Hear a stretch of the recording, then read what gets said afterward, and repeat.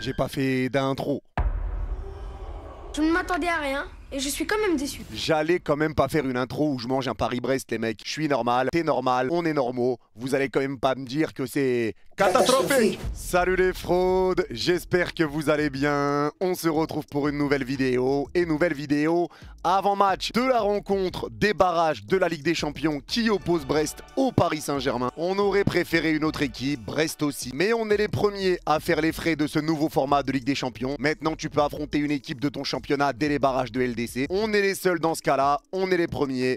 Force à nous. L'équipe qualifiée dans ce match ira affronter le Barça ou Liverpool en 8e de finale. T'entends ça, tonton? Il y a des méchants qui nous attendent en 8e. Mais pour le moment, il faut déjà se concentrer sur ce 16e de finale face à une équipe brestoise qu'on connaît bien. Une équipe brestoise solide dont il faudra se méfier même si le PSG est largement favori, les gars, on va pas se mentir. Brest reste une belle équipe, ils ont fait un bon parcours en Ligue des Champions, ils reviennent très bien en Ligue 1, ils sont encore dans toutes les compétitions dans lesquelles ils étaient engagés. Ils sont encore en Coupe de France, encore en Ligue des Champions et ils jouent bien évidemment le championnat de France. Donc Brest joue autant de matchs que le PSG cette saison et Brest n'est pas mauvais. Même si c'est une équipe qu'on connaît, même si on vient de les battre chez eux 5-2 la semaine dernière, ça sera un match différent avec la musique de la Ligue des Champions qui va retentir dans leur stade. Ça sera un match différent mais un match dans lequel on sera bien évidemment favori. Mais un match dans lequel il faudra tout donner et être vraiment sérieux. On est en train de monter en puissance, l'équipe est en train d'évoluer dans le bon sens. On est invaincu depuis 17 matchs, toutes compétitions confondues. La dernière défaite, c'était contre le Bayern Munich en Ligue des Champions, justement. Mais là, tout ce qu'on veut, c'est la qualification avec un match retour au Parc des Princes. Dans cette vidéo, on va revenir bien évidemment sur tous les résultats de Brest. On va essayer de voir un petit peu leurs points forts, leurs faiblesses. On va parler bien évidemment du Paris Saint-Germain, de la compo que j'attends, de mon pronostic. Une vidéo avant-match comme d'habitude. Mais avant ça, pour ceux qui cherchent un bon plan pour regarder le match, je vous laisse avec le sponsor de cette vidéo. La Ligue des Champions, la Ligue 1, la Liga. Et si je vous disais que toutes les plus grandes compétitions de football, ainsi que de nombreux autres avantages, étaient disponibles pour moins de 3 € par mois. Et tout ça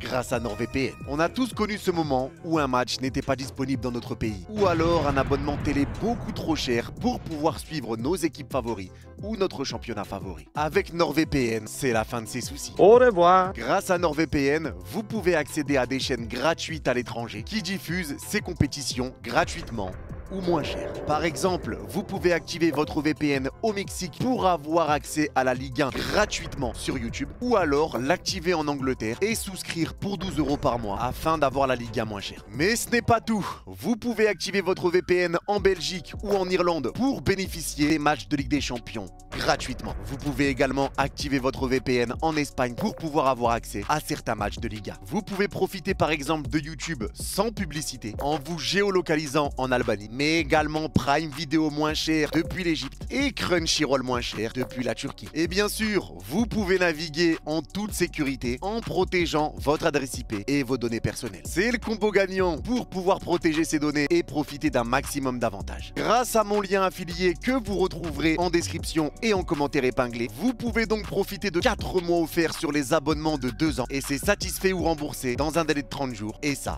c'est jackpot. Merci à NordVPN d'avoir sponsorisé cette vidéo et on se retrouve pour le vif du sujet. On est reparti pour cette vidéo et on va commencer par dire que la dernière fois que Brest a battu le Paris Saint-Germain, c'était en 1985. Autant vous dire que ça fait loin, ça fait très loin même. En 1985, Mitterrand était encore le président de la France, Lionel Messi n'était même pas encore né, Bordeaux était champion de France, Platini était ballon d'or et Nasser El Khelaifi avait 12 ans. Oh, t'étais un petit bébé toi? T'étais un petit bébé? T'étais un bébé pendant la dernière défaite de Paris. Oh le petit bébé. Bref, ça remonte et encore une fois, bien sûr que le PSG est favori, mais Brest a montré de très bonnes choses dans cette Ligue des Champions et il faut quand même le rappeler. Parce que Brest en LDC termine 18e du championnat avec 4 victoires, 1 nul, 3 défaites comme nous. 10 buts marqués pour 11 encaissés, mais on rappelle que Brest était top 8 et Brest était même leader, voire deuxième de ce classement de Ligue des Champions pendant quelques journées. Ils auraient même pu espérer une place dans le top 8 s'ils avaient gagné leur dernier match contre le Shakhtar. Le Shakhtar était en plus déjà éliminé, mais ils ont perdu. S'ils avaient gagné, ils auraient pu espérer une place dans le top 8 ou au pire des cas, ils auraient terminé 9e. Si on reprend leur match en Ligue des Champions, Brest avait battu Sturm Graz pour commencer à la première journée 2 buts à 1. Ils ont enchaîné avec une victoire à Salzbourg 4 4-0. Ils ont enchaîné derrière à la maison avec un match nul contre le Bayer Leverkusen, un but partout. Je comprends pas, c'est Brest ou Real Madrid? Ils battent le Sparta Prague chez eux 2-1. Et ensuite, retour à la réalité contre le Barça où ils prennent 3-0 net et sans bavure. Ils rebondissent quand même malgré ça avec une victoire à domicile contre le PSV 1-0. Après ça va les gars, le PSV, c'est pas non plus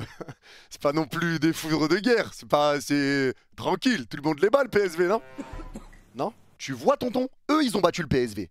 Eux, ils les ont battus! Et ils terminent avec 2 défaites qui font très mal pour le classement. Défaite contre le Real Madrid 3-0 à la maison et défaite 2-0 à l'extérieur contre le Shakhtar. Il faut respecter cette équipe de Brest. Une équipe que tout le monde voyait sortir avec 0 points, il faut être honnête. Moi, j'avais dit les gars qu'ils allaient réussir à se qualifier. Allô? Je suis un menteur? Ah, pardon, c'est vrai, j'ai jamais dit ça. On les voyait tous sortir, très sincèrement, et Brest a fait un parcours remarquable, un parcours historique. Je ne sais pas si on se rend compte, mais Brest est qualifié pour les 16e de finale de la Ligue des Champions. Brest est remonté au classement après un début difficile en Ligue 1, on va rentrer dans le détail tout à l'heure, mais ils sont 7e actuellement. Brest est en quart de finale de la Coupe de France, mais même sur Football Manager, tu peux pas faire ça. La saison des Brestois est vraiment belle, et Brest n'aura rien à perdre contre le Paris Saint-Germain. Je le dis, je le répète, je pense que Brest aurait préféré tirer une autre équipe que le PSG parce que forcément, même si c'est le Real, même si c'est le Barça ou Dortmund, ils auraient préféré jouer une autre équipe parce que le PSG, ils ont l'habitude de nous jouer. C'est une équipe de notre championnat et je pense que pour une équipe qui n'est pas assurée de rejouer une compétition telle que la Ligue des Champions dans les prochaines années et pendant peut-être même très longtemps, ça aurait fait plaisir aux supporters d'affronter une autre équipe qu'une équipe de Ligue 1. Et là-dessus, je peux l'entendre. Et ça, c'est normal.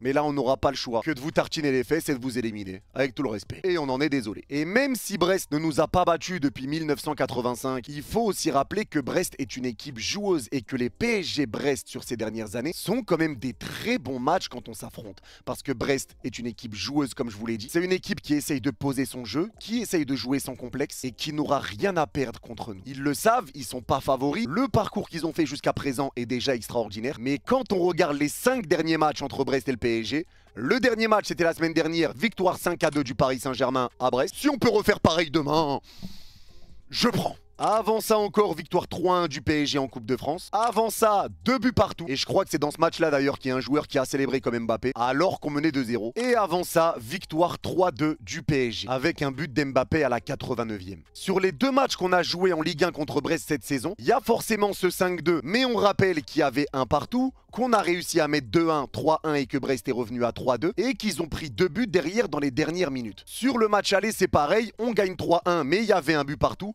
et on marque à la 73 et 74e les 2 buts pour nous ramener la victoire. Donc Brest est une équipe qui arrive à marquer contre nous et qui marque assez souvent contre nous. Le problème qu'ils rencontrent contre nous très souvent, c'est qu'ils prennent des buts dans les dernières minutes et à partir de là, ils craquent. Parce que là, s'il y a match nul, Brest va pas courir pour aller chercher la victoire, Brest va essayer de temporiser, un nul à la maison chez eux serait un bon résultat, clairement. Et s'ils perdent, ils vont pas se découvrir comme jamais non plus, quitte à en reprendre un deuxième, tout en sachant qu'il y a un match retour. Ça va être une mentalité différente, une approche différente, une musique différente. Donc Brest aura quand même des qualités à faire valoir. En Ligue 1, Brest reste sur 4 victoires sur les 5 derniers matchs. Il y a quand même un bon retour en forme des Brestois. La défaite, c'est contre nous. Mais là, il reste sur une qualification contre 3 en Coupe de France et une victoire contre Nantes à la Beaujoire 2-0. Ils sont à l'heure où on parle 7e, qui peut être une place qualificative pour la Coupe d'Europe si le PSG gagne la Coupe de France ou si Brest la gagne, ils seront en Coupe d'Europe quoi qu'il arrive. Et ils sont à l'heure où je tourne cette vidéo à seulement 2 points de la 6e place qualificative pour l'Europe et à 6 points du podium. Après un début de saison compliqué, Brest arrive quand même à faire un sacré retour en Ligue 1 et un très bon retour en forme. Éric Roy bosse très bien avec son équipe et je le répète encore une fois, même si on est largement favori contre Brest,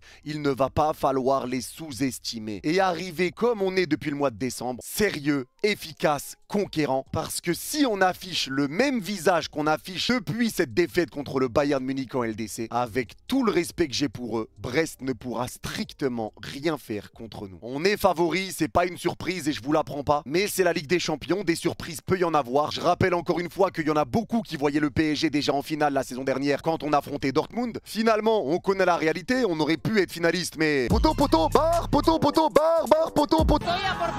Donc on sait jamais ce qu'il peut arriver. Ce match chez eux au stade Francis Leblay, ça va être le match de leur vie. Ils vont clairement tout donner, leurs supporters vont être bouillants, ça va être une grande ambiance. À nous de les refroidir rapidement. Ce match aura lieu à 18h45, ça c'est atroce. Dont on a assez, on est l'OM pour jouer en Ligue des Champions à 18h45 nous? J'ai un scoop pour vous. Ah ouais t'as raison, il la joue pas c'est vrai. C'est catastrophique. Mais il faudra faire attention aussi à la qualité de certains de leurs joueurs et notamment leur milieu de terrain qui est quand même pas mal avec Pierre Lesmelou, Camara et Magnetti. Un joueur comme Ayork qui nous fait du mal à chaque fois qu'on l'affronte parce que c'est un joueur solide même s'il a des grandes jambes. C'est un joueur qui est chiant à défendre, qui arrive à orienter le jeu vers ses ailiers. Il est vraiment casse-tête à défendre. Faudra faire attention à Fèvre et à Sima sur les côtés. Fèvre qui a fait d'ailleurs un beau match contre Nantes. Faudra faire attention à Kenny Lala et à ses passes également. Vu qu'on l'a vu déjà sur le dernier match qu'on a joué contre eux, il a ramené des très belles passes qui ont mis en difficulté notre défense. Donc, méfiance. Et même si Brest a réussi à faire quelques résultats cette saison contre des gros, notamment le nul contre le Bayer Leverkusen, la victoire contre Lyon, dès que le niveau augmente, Brest a du mal. On les a battus aller-retour en Ligue 1. Ils ont pris 3-0 contre le Real et contre le Barça. Ils ont perdu 2-0 au Shakhtar. Ils ont perdu contre Lille, perdu contre Monaco. Donc même si c'est une équipe joueuse, même si c'est une équipe qui a des qualités, ils ont leurs limites et ça c'est une réalité. Et je le répète encore une fois, je dis pas tout ça pour faire croire que Brest est un foudre de guerre ou que Brest est une top équipe. Je le dis juste pour rappeler qu'il faut se méfier et prendre ce match au sérieux. On n'est pas encore en 8e de finale, on va pas encore affronter Liverpool ou le Barça. On a 2 matchs à jouer en une semaine contre Brest et c'est important de les respecter et de les prendre au sérieux. C'est pas un match de Ligue 1, c'est un match de Ligue des Champions. Alors traitons-les comme une équipe de Ligue des Champions. Ça s'appelle juste le respect, ma canaille. Maintenant, si vous me dites Yanis, est-ce que t'as peur pour le match? Bonsoir non. Ah ouais, hein. C'est ça qu'il te fallait, hein. Ça c'est pas cool du tout, quoi. Encore une fois, Brest nous a pas battus depuis 1985. Où t'étais un bébé, tu te rappelles, t'étais un... Parce qu'on gagne souvent contre Brest, parce que c'est un adversaire qu'on connaît, parce qu'on est bâti pour aller chercher cette Ligue des Champions, parce que c'est un objectif sur le moyen long terme, parce que le club investit pour ça, et surtout parce que l'équipe est en train de prendre en galon. Je l'ai dit dans mon débrief contre Monaco, mais ce que fait Luis Enrique avec ce PSG, moi ça me régale. Et encore une fois, même s'il y a eu des périodes compliquées, la défaite contre l'Atlético qui m'avait fait péter un plomb, on s'en rappelle. Ah, je vais serrer.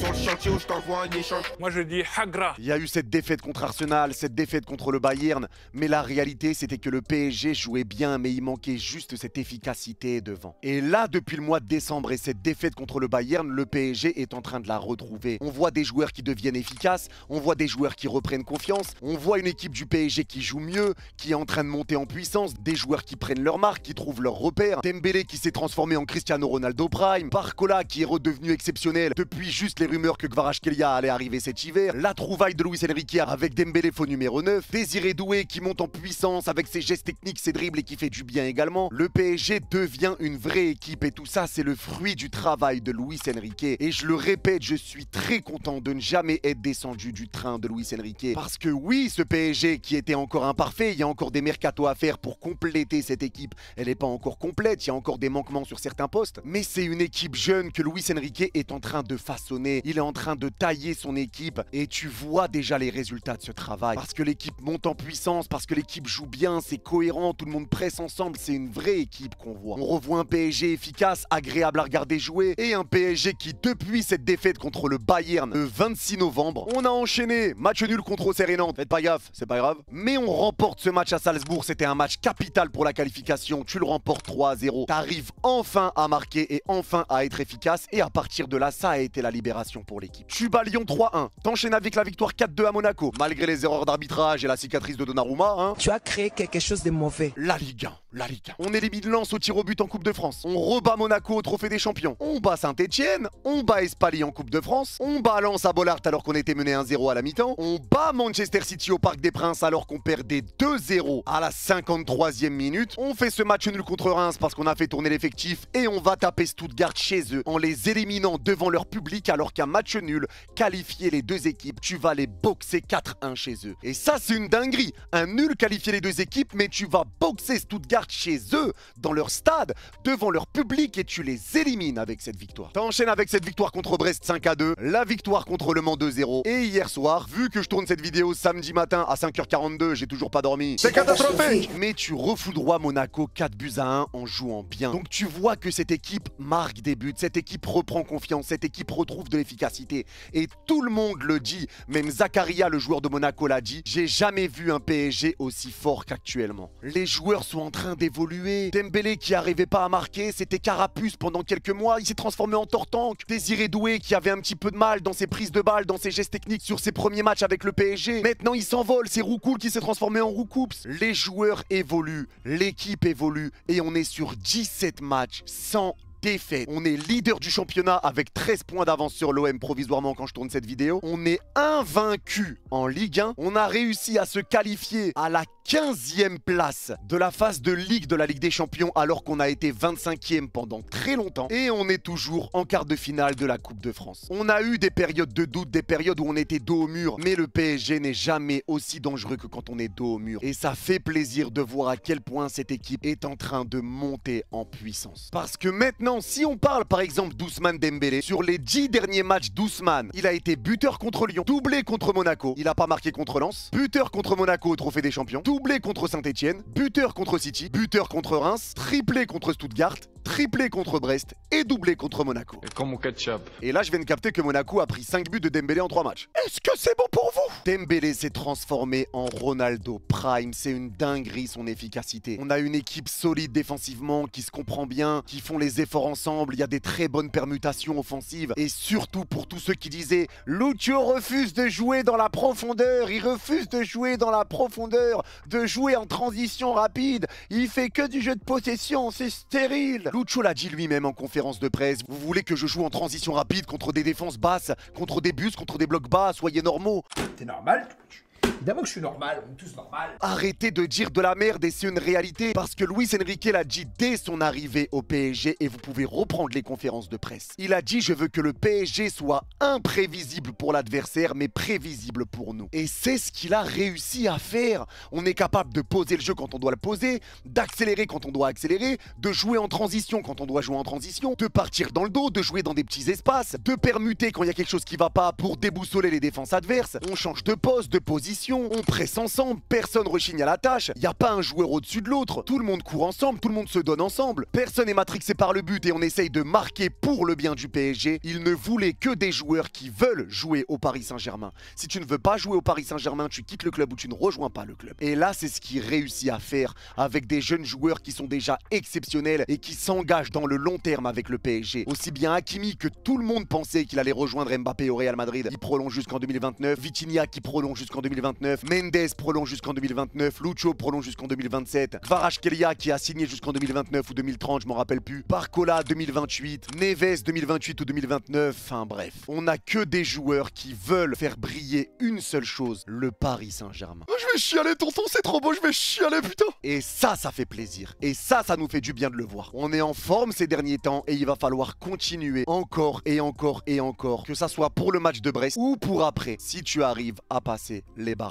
Maintenant, on va pas faire les menteurs, on est favori et clairement, moi aussi, je vois le Paris Saint-Germain se qualifier et je vois même le Paris Saint-Germain gagner les 2 matchs contre Brest et j'espère qu'on arrivera à le faire parce que si Brest nous connaît, nous aussi on les connaît, nous aussi on sait jouer contre eux, nous aussi on a l'habitude de les affronter. Brest, c'est pas le Barça, c'est pas le Real, c'est pas Liverpool, c'est pas l'Inter, c'est pas le Bayern, c'est pas Arsenal. C'est une belle équipe, mais c'est clairement pas au niveau du Paris Saint-Germain et ça va être à nous de le montrer sur le terrain. Parce que le favori, le papier, c'est bien, mais la réalité du football, c'est sur le terrain, sur la continuité de ce qu'on est en train de faire depuis 2 mois. On va passer maintenant à la composition d'équipe que j'aimerais voir face à Brest. Au cage, Gigio Donnarumma qui montre encore une fois un très bon visage ces derniers temps au PSG. Lui, depuis qu'il y a eu les rumeurs Lucas Chevalier, il s'est vraiment amélioré. On dirait vraiment qu'il a pris conscience de certaines choses. Lui aussi a dit qu'il aimait le PSG et qu'il voulait prolonger au PSG, donc il prolongera certainement. Mais Donnarumma fait des bonnes choses avec le PSG depuis ces rumeurs Lucas Chevalier. Il faut que ça continue. Il a été très bon contre Stuttgart, très bon sur les derniers matchs, même en Ligue 1. Il faut qu'il prenne confiance et il faut que ça dure. Donc on repart logiquement sur Donnarumma dans les cages. La défense du grand classique, pas besoin de rentrer dans les détails. Hakimi, Pacho, Marquinhos, Nuno Mendes, on est tous d'accord, je pense que c'est évident. On passe à la suite. Milieu de terrain maintenant. Et pour le milieu de terrain que j'aimerais voir, mais je pense très sincèrement que ça sera pas le cas, c'est João Neves,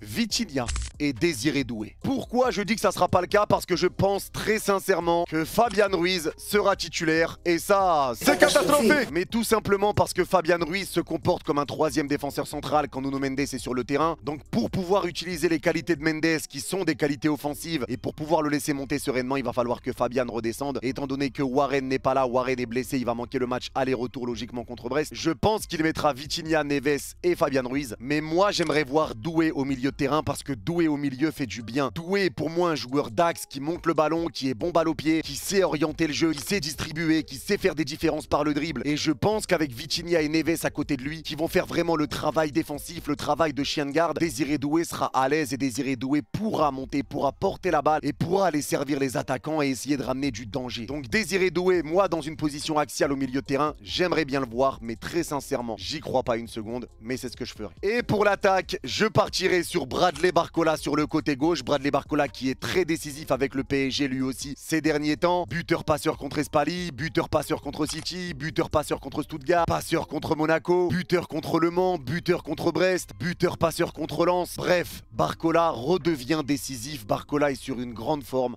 Donc je repars sur le bon vieux Bradley Barcola côté gauche.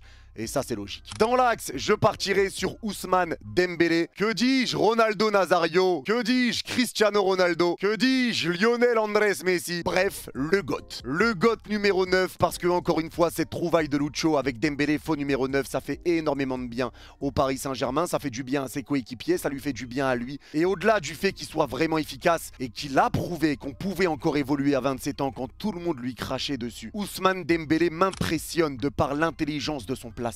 Parce qu'à chaque fois que le PSG part en attaque, Dembélé est là pour proposer le ballon. Il est là au deuxième poteau, bien placé, il arrive à se placer devant les défenseurs adverses. Il arrive à proposer une solution pour qu'il ait plus qu'à pousser le ballon au fond. Alors oui, il a mis des tapines, mais bordel, qu'est-ce qui se place bien? Qu'est-ce qu'il accélère bien? Qu'est-ce qui sent bien les coups? Et qu'est-ce qu'il se place bien? Et ça fait du bien de voir un Dembélé à ce niveau-là et jouer de cette manière-là. Donc clairement, Ousmane Dembélé, faux numéro 9 de cette équipe. Et à droite, je partirai sur le bon vieux Gvisha Kvaratskhelia. Alors, ça va permuter, hein. Barcola pourra se retrouver à droite, Kvara devant, Dembélé à droite. Bref, ça peut bouger dans tous les sens. Et vous le savez, il n'y a pas de poste fixe. Mais je mets Kvara à droite, lui qui a été buteur contre Monaco, ça va le mettre en confiance. Un Kvara qui est déjà plutôt à l'aise dans cette équipe du PSG, qui arrive à combiner avec ses coéquipiers, qui arrive à donner des bons ballons, qui arrive à libérer de l'espace également. Un Kvaratskhelia qui n'a pas peur de tenter des choses, d'essayer de dribbler. Tout n'est pas encore parfait pour Kvara pour l'instant, mais je trouve que l'adaptation est vraiment bonne jusqu'à présent et qu'il montre quand même de très bonnes choses alors qu'il est arrivé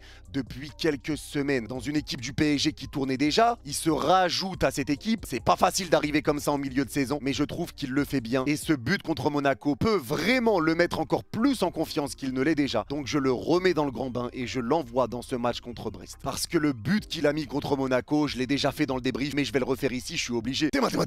Contrôle, V12, feinte, accident. Quel but de zinzin il a envoyé contre Monaco. Crochet du droit, le joueur de Monaco slide devant lui, frappe du gauche. Ça peut que le mettre en confiance. Et s'il est sorti à la 66e minute, c'est peut-être justement parce qu'il va jouer titulaire contre Brest. Donc voilà pour le 11 que je mettrai pour le PSG face à Brest dans ce match aller de la Ligue des Champions. Et on passe maintenant à mon pronostic. Et mon pronostic va être très simple. Victoire 3-1 du Paris Saint-Germain. On est favori. Brest n'a rien à perdre et dans tous les cas, leur parcours est déjà extraordinaire. Mais il faut pas oublier aussi que le PSG sait monter son niveau en Ligue des Champions. Que le PSG peut avoir un visage différent également quand cette musique retentit. On est au-dessus de cette équipe brestoise et sans manquer de respect, bien évidemment. Je vois le PSG s'imposer. Je vois un PSG sérieux, un PSG combatif. Il va déjà réussir à faire la différence au match aller et on l'espère parce que ce match aller chez eux, ça peut être un piège, hein, clairement. Le match aller chez eux peut être un piège, donc attention quand même. Surtout avec l'horaire à 18h45, on n'aime pas les horaires bancals, nous, d'habitude. Mais on est au-dessus. Faut pas faire la fine bouche, les gars, on est au-dessus. Si on est sérieux, Brest ne pourra rien contre nous. Et on s'imposera, pour moi, il n'y a pas photo. Donc mon pronostic est clair, victoire 3-1 du Paris Saint-Germain. Ça nous mettrait un pied en 8e de finale. On aurait le match retour au Parc des Princes. Ce sera à nous de gérer la fin devant nos supporters. Mais en tout cas, mon pronostic, c'est celui-là. C'est tout pour cette vidéo. Merci à vous de l'avoir regardé. Merci également à ceux qui prendront 2 secondes pour mettre le petit pouce bleu et le commentaire pour le référencement. Ça m'aide énormément. N'hésitez pas à vous abonner et à activer la cloche si c'est pas encore fait. On vivra ce match ensemble demain en live dès 17h45. Merci encore à NordVPN d'avoir sponsorisé cette vidéo. Et merci encore une fois à Laloun pour le montage de cette vidéo. Ces réseaux s'affichent ici. Le GOAT ultime. Encore une fois les mecs, bombardez-le de messages pour qu'ils reprennent les streams. Ça fait trop longtemps. Encore une fois, il veut toujours pas reprendre, il comprend pas. Oh mince. Et pour ceux qui ont regardé cette vidéo jusqu'au bout, n'hésitez pas à mettre en commentaire Laloun reprend les streams ma canaille. Et je comprendrai que vous avez vu cette vidéo jusqu'au bout. Merci à tous, prenez soin de vous.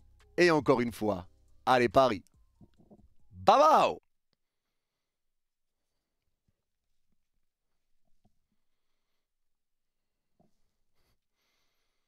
Je cherche la blague. Je cherche la blague, ma biche. Je réfléchis, t'inquiète.